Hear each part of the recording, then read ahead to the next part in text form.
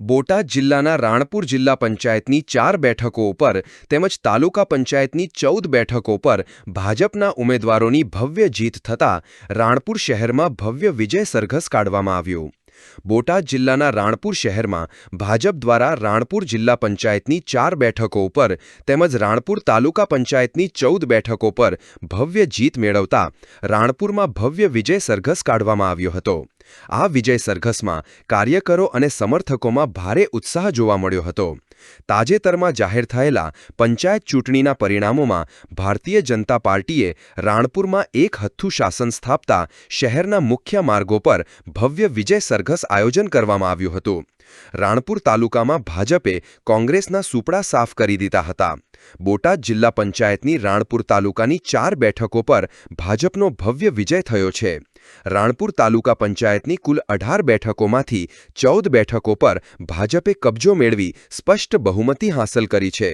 આ ઐતિહાસિક વિજયની ખુશીને લઈ રાણપુરમાં ભાજપ સંગઠન દ્વારા વિશાળ વિજય સરઘસ કાઢવામાં આવ્યું હતું। ભાજપ કાર્યાલય ખાતેથી વિજય સરઘસનો પ્રારંભ થયો હતો અને રાણપુરમાં ગિબરોડ, મેઇન બજાર, મોટા પીરનો ચોક, કુંભારવાડા થઈ ને તાલુકા પંચાયત પાસે પૂર્ણાહુતિ થઈ હતી। વિજય સરઘસ દરમિયાન ઠેર ઠેર વિજેતા ઉમેદવારોનું મોઢું મીઠું કરાવી સ્વાગત કર્યું હતું।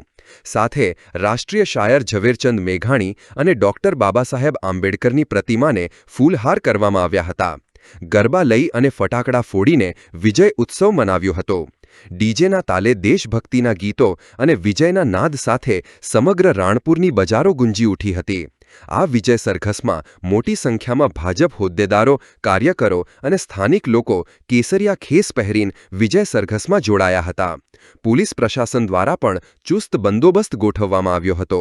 રાણપુર જિલ્લા પંચાયતની બેઠકના વિજેતા ઉમેદવાર પરેશભાઈ સલૈયા તેમજ ઉમરાળા બેઠકના ઉમેદવાર વિનોદભાઈ સોલંકીએ જણાવ્યું હતું કે આ જીત એ જનતાના વિશ્વાસ અને કાર્યકરોની મહેનતનું પરિણામ છે।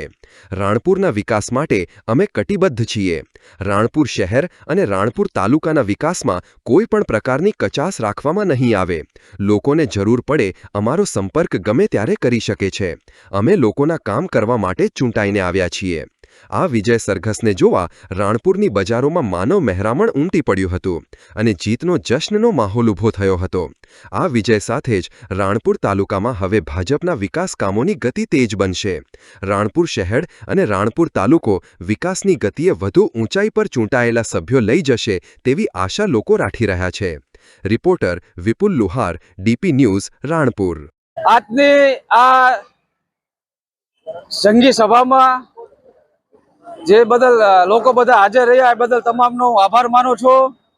તેમજ જે મને રાણપુરે સહકાર આપ્યો છે એ બદલ હું હર હંમેશા રાણપુરની પ્રજા માટે કાર્યશીલ રહીશ। નાના મોટા કંઈ પણ કામકાજ હોય તો મારો સંપર્ક કરવા નમ્ર વિનંતી।